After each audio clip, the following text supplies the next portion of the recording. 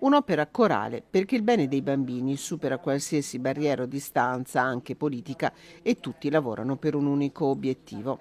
Arriva dalla Regione con la legge di bilancio 2024, su proposta del Partito Democratico, un ulteriore stanziamento di €500.000 destinato all'Hospice pediatrico di Padova a servizio dei piccoli malati e delle loro famiglie. Un segnale politico molto importante che secondo me la Regione del Veneto ha lanciato verso queste esperienze straordinarie che, partendo dal basso e dalla mobilitazione di associazioni e cittadini, trasforma un sogno in una realtà. €500.000 non sono sufficienti, ma sono indubbiamente un segnale, una svolta e un segnale di attenzione che noi giudichiamo importantissimo per la realizzazione di una struttura davvero importante a livello regionale e anche oltre i confini regionali. L'Hospice pediatrico di Padova, il primo realizzato in Italia, nato nel 2003, è un centro di eccellenza a livello nazionale. Dei 4 posti letto attuali di via Ospedale passerà a 12 posti letto nella struttura, che sarà ospitata in un edificio pubblico di cui il Consiglio Comunale di Padova